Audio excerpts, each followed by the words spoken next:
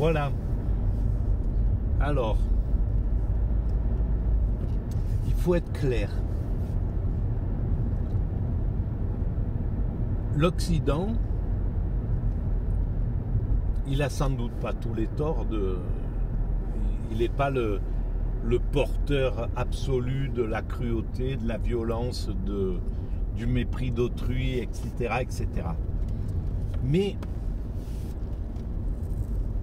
d'abord, je suis occidental et donc je m'occupe essentiellement de ma partie. Je ne vais pas me permettre d'aller juger les autres civilisations. Et ce qui est sûr, c'est que une grande partie de la violence qu'il génère, exprime, répand sur la planète sont liées à son histoire esclavagiste et colonialiste. Les colons actuels liés à l'Occident sont les descendants psychologiques des colons du 19e siècle, du début du 20e siècle, des esclavagistes du 17e siècle, du 18e siècle. Ils en ont repris toute la psychologie, les pathologies. Parce que la pathologie du colon et de l'esclavagiste, elle est stéréotypée et logique. Pour pouvoir asservir un être humain, pour pouvoir dominer un esclave, il faut nécessairement se sentir supérieur, avoir un sentiment de supériorité,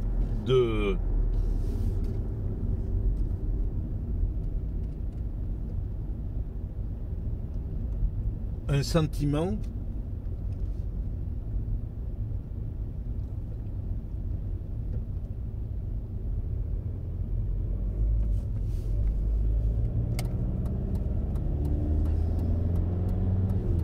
d'être au-dessus de celui qu'on maltraite. Il faut avoir le sentiment que la vie de l'autre n'a pas d'intérêt, qu'il n'a de l'intérêt que pour ce qu'il me rapporte, ce qu'il me produit, me procure. Et hors de ça, sa vie n'a pas d'intérêt. La mienne a tout intérêt, a tous les intérêts. La vie de l'esclavagiste, elle est précieuse.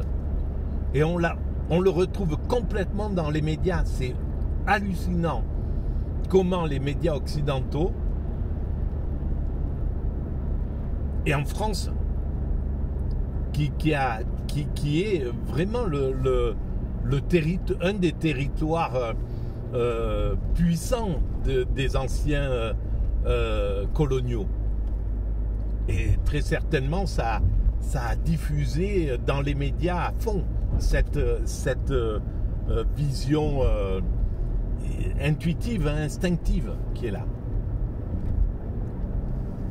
Et dans les médias occidentaux, c'est hallucinant comment les humains des ex-colonies n'ont pas la même importance, leur vie n'a pas la même importance que la vie d'un occidental. C'est incroyable, quoi, d'être à ce degré, d'être revenu à ce degré. Parce que dans les années 50, 60, 70, c'était pas du tout... ceux qui ont pris les médias à partir des années 80, ce sont des esprits coloniaux.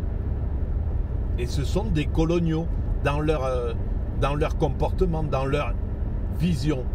Et ils soutiennent les coloniaux. Et c'est pas pour rien qu'ils ont été embedded avec les Américains quand ils sont partis détruire l'Irak ou ailleurs. et qu'ils soutiennent les régimes colonialistes, clairement, dont Israël.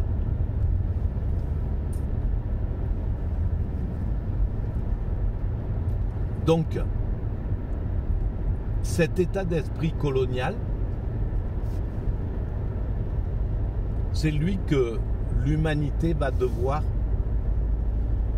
travailler, va devoir éliminer de ses pathologies. Parce que c'est vraiment la pathologie la plus intense actuellement et celle qui engendre le plus de criminalité dans le monde. Et ça, il n'y a que la conscience, c'est-à-dire la mise en lumière de cette pathologie. Évidemment, ça va être dangereux pour tous ceux qui le mettent en lumière, hein, ça c'est clair. Parce que quand on s'attaque à un pervers narcissique, parce que c'est la perversion narcissique, c'est le narcissisme, mais c'est une perversion. On peut parler de perversion narcissique, c'est-à-dire que l'autre n'est qu'un instrument à son propre plaisir. On ne le voit pas réellement. Et là, on voit bien que l'autre n'est pas vu. Les médias cherchent les médias, et c'est hallucinant quand on fera l'analyse des médias actuels qui voient essentiellement le drame que certains qui ont vécu et les crimes qui ont été perpétrés contre les Israéliens, et qui ne veut absolument pas tenir compte de tout ce qu'engagent les bombardements actuellement sur les Palestiniens de Gaza. Alors évidemment, s'attaquer à un narcissique, c'est terrible, c'est très dur. Toutes les victimes des narcissiques vous le diront, c'est quelque chose, voilà, s'il peut vous flinguer, il vous flingue. S'il peut vous marginaliser, s'il peut vous dégrader votre image, il va le faire. Il va trouver tous les moyens pour vous anéantir d'une certaine manière.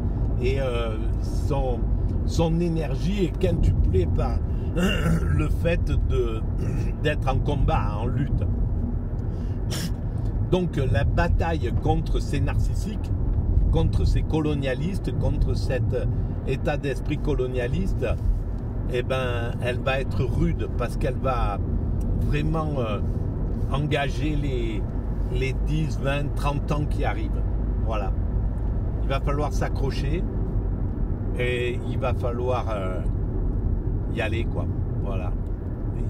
Ça va vraiment être une guerre, là, pour le coup, une vraie guerre. Et il y a une chose c'est l'épuisement quand même d'un groupe dominant, de ces dominants colonialistes. Là, le truc, c'est finir par être épuisé, mais ils ne sont pas épuisables facilement. Mais il n'y a que les défaites, le nombre de défaites qu'ils prennent qui vont faire qu'ils vont finir par baisser les bras et par lâcher prise de cet orgueil. C'est ce qui s'est passé avec les Allemands en 40. Ils étaient pleins d'orgueil en 39, 38, etc. Ils ont monté à bloc leur orgueil, et puis d'être ravagés, la défaite fait qu'ils ont pris de l'humilité, ils ont compris, ils ont pu voir l'autre, tout ce qu'ils traitaient d'esclaves, parce que c'était un système pervers narcissique, hein, et un psychopathe plutôt au degré supérieur. C'est l'Occident là actuellement, il est pervers narcissique, mais les systèmes comme le système hitlérien, il était psychopathe. C'est le même, mais sauf que il se fout de la légalité. Il peut, voilà, pour assouvir son truc, il peut passer dans la criminalité. C'est pas ça qui l'arrête, quoi. Alors que le pervers narcissique, il veut pas se faire choper. Il reste à la limite du supportable, voilà, pour pas être condamné, mais il veut abuser en toute légalité, en somme. Voilà. Voilà.